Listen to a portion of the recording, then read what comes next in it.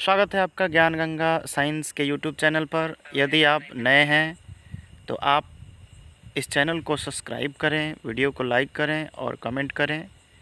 आपके कमेंट से हमें प्रोत्साहन मिलता है। गोलीय दर्पण के बारे में, तो गोलीय दर्पण किसे कहते हैं? तो कांच के खोखले गोले का वह भाग जिसका एक सतह रज्जित होता है उसे गोलीय दर्पण कहते हैं। यह कांच का एक खोखला गोला हो गया। अब हम इसके किसी एक सतह को, यानी कि इस सतह को इसमें से अगर हम रज्जित करके या कलई करके और फिर काट लेते हैं तो हमें दर्पण प्राप्त हो जाता है। दर्पण दो तरह का प्राप्त होता है। अब हम जानेंगे गोलीय दर्पण के प्रकार। तो गोलीय दर्पण दो प्रकार के होते हैं, एक अवतल और दूसरा उत्तल।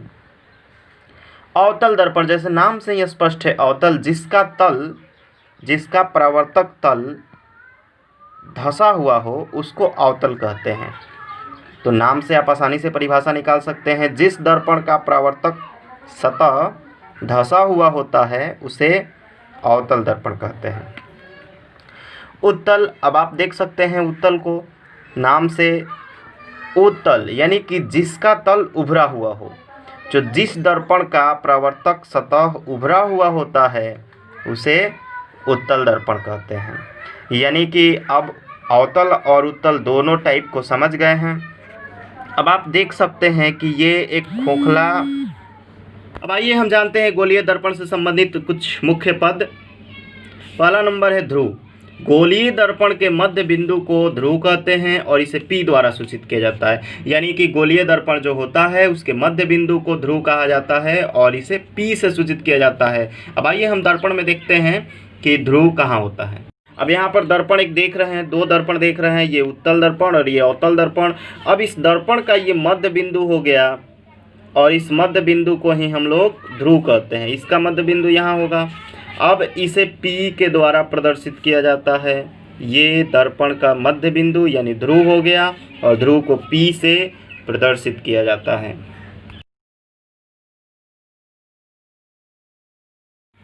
दूसरा पद है वक्रता केंद्र। गोलीय दर्पण जिस गोले का भाग होता है उस गोले के केंद्र को वक्रता केंद्र कहते हैं। यानी कि कोई भी गोलीय दर्पण एक गोले का भाग होता है और जिस गोले का भाग होता है उस गोले के केंद्र को वक्रता केंद्र कहते हैं। अब आप चित्र के द्वारा इसको अच्छे से समझ सकते। आप देख सकते हैं कि यहाँ भी दो दर्पण दिख रहे हैं, एक ये और ये, एक ये।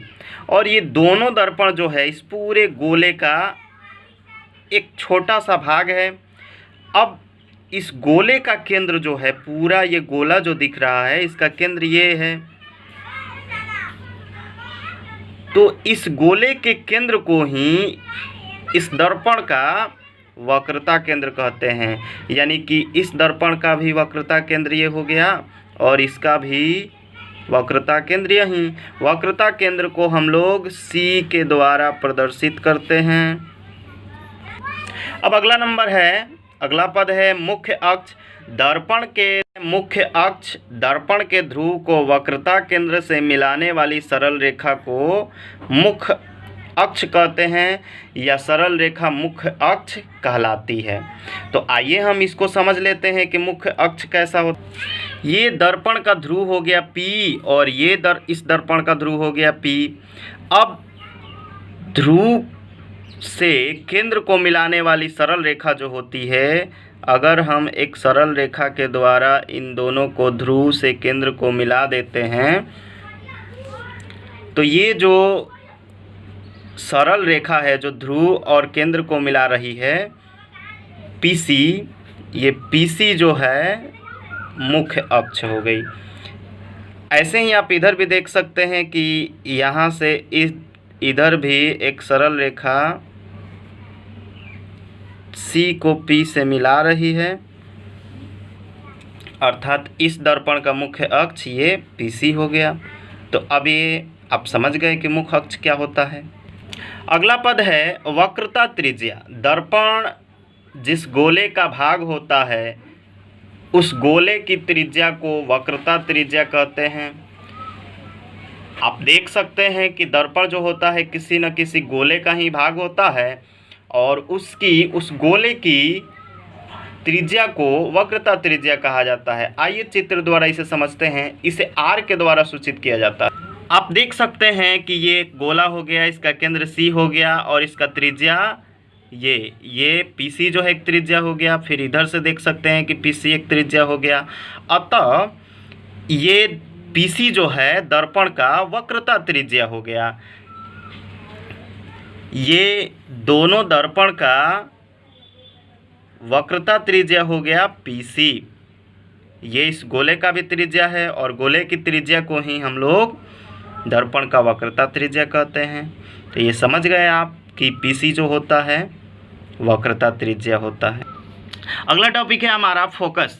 दर्पण में मुख्य अक्ष के समांतर आती किरणें दर्पण से परावर्तन के बाद जिस बिंदु पर मिलती है या मिलती हुई प्रतीत होती है उसे फोकस कहते हैं। आप परिभाषा को समझ गए हैं कि अगर दर्पण में मुख्य अक्ष के समानांतर कोई किरण आती है और दर्पण से उसका परावर्तन होता है तो परावर्तन के बाद जिस बिंदु पर मिलेगी वो या मिलती हुई प्रतीत होगी उसी बिंदु को हम लोग फोकस कहेंगे। आइए इसको समझने का प्रयास करते हैं किरण आरेख द्वारा। अब आप देख सकते हैं कि ये एक उत्तल दर्पण है और इसमें ये किरण दर्पण की सतह से टकराई है और फिर परावर्तन के बाद इधर गई है। अब इसको पीछे की तरफ बढ़ाया गया है तो ये मुख्य अक्ष के एक बिंदु पर स्पर्श करती है और यही बिंदु इस उत्तल दर्पण का फोकस हो गया। यहाँ पर किरण वास्तव में मिल नहीं रही है बल्कि ये यहाँ से इस बिंदु से आती हुई प्रतीत हो रही है। अतः मुख्य अक्ष के समानांतर किरण दर्पण से टकराई है और टकराने के बाद इसका परावर्तन हुआ है। परावर्तन के बाद ये इस बिंदु से आती हुई प्रतीत हो रही है। अतः ये उत्तल दर्पण का फोकस हो गया। यहाँ देख सकते हैं ये एक अवतल दर्पण है और यहाँ पर भी मुख्य अक्ष के समानांतर एक किरण आपतित हुई है जो दर्पण से परावर्तन के बाद ये मुख्य अक्ष के इस बिंदु से गुजर रही है। अतः ये बिंदु जो है दर्पण का फोकस हो गया और फोकस को F के द्वारा प्रदर्शित किया जाता है। यहाँ पर किरण जो है वास्तव में मिल रही है, वास्तव में यहाँ पर स्पर्श कर रही है पीसी को। अतः ये अवतल दर्पण का फोकस हो गया। तो फोकस जो होता है ये अवतल और उत्तल दोनों दर्पण में अलग अलग टाइप का होता है। उत्तल दर्पण का जो फोकस होता है ये काल्पनिक होता है, जबकि अवतल दर्पण का फोकस जो होता है वास्तविक होता है, क्योंकि ये वास्तविक किरणों से मिलकर बना होता है। अगला पद है हमारा फोकस दूरी। दर्पण के ध्रुव से फोकस के बीच की दूरी को फोकस दूरी कहते हैं और इसे छोटे f के द्वारा प्रदर्शित किया जाता है। फोकस को बड़ा F के द्वारा प्रदर्शित किया जाता है और फोकस दूरी को छोटे f के द्वारा प्रदर्शित किया जाता है। अब आप फोकस दूरी को समझ सकते हैं। आप देख सकते हैं कि ये दर्पण का ध्रुव हो गया और ये फोकस हो गया। इसके बीच की जो दूरी है PC ये फोकस दूरी हो गई। यहाँ भी आप देख सकते हैं कि ये ध्रुव हो गया और ये फोकस हो गया। इनके बीच की जो दूरी है PC ये अवतल दर्पण की फोकस दूरी हो गई। तो अब आप फोकस दूरी को भी समझ गए।